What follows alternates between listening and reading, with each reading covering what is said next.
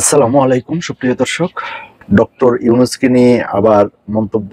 Doctor Yunus বিদেশি সরকার, বাংলাদেশের সরকার না। কে বলল কথাটা? এম এ আজিজ, সিনিয়র সাংবাদিক এম এ আজিজ বলেছেন ডক্টর ইউনূস বিদেশি সরকার, বাংলাদেশের সরকার না। উপদেষ্টা পরিষদের বেশিরভাগই বিদেশি নাগরিক। ডক্টর ইউনূস 4টি দেশের নাগরিক, একমাত্র প্রেস সেক্রেটারি গুহা থেকে বের হয়েছে। কালের কণ্ঠের রিপোর্ট। আপনাকে উপস্থাপক আপনাকে চিনত না, আমাকেও চিনত না, কামাল ভাইকেও চিনত না, আমরাও চিনতাম না। একটি গণমাধ্যমে আলোচনায় এসব বলেন। এম এ আজিজ বলেন সরকারের পতন ঘটবে, অল্প কয়েকদিনের মধ্যে পতন ঘটবে।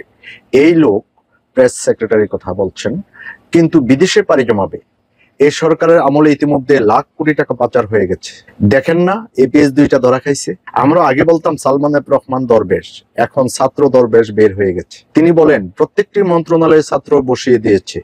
রেলওয়েতে 3টা ইন্টারমিডিয়েট পাস ছাত্র নিয়োগ দিয়েছে ডক্টর ইউনূস। তারা এখন রেলওয়ের জায়গা অচল করে দিচ্ছে। এই সিনিয়র সাংবাদিক জানান বিশ্বব্যাংক বলেছে আগামী বছর আমাদের জিডিপি হবে 3.3%। মানে আমরা দুর্ভিক্ষের দিকে যাচ্ছি।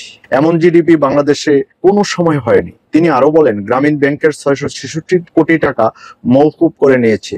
গ্রামীণ ফোনের 4000 কোটি টাকা মওকুফ করে দিয়েছে। স্টারলিংক গ্রামীণ ব্যাংক ও গ্রামীণ ফোনের অংশীদার রয়েছে। এটাতে বাংলাদেশের কি লাভ? বাংলাদেশের কি লাভ? এগুলিতে সবগুলি বিদেশি, বেশিরভাগই বিদেশি উপদেষ্টা। আর এই সরকার ও 4টা দেশের নাগরিককে সিনিয়র সাংবাদিকের এরকম মন্তব্য।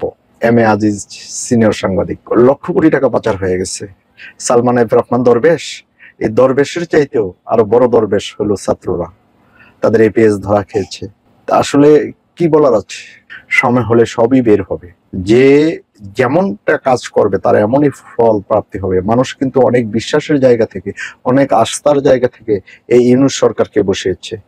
উনি যদি হেরফের করে পার পাবে না। দর্শক, দেখা যাক ভবিষ্যতে কি হয়। আজ এ পর্যন্তই। আল্লাহ হাফেজ।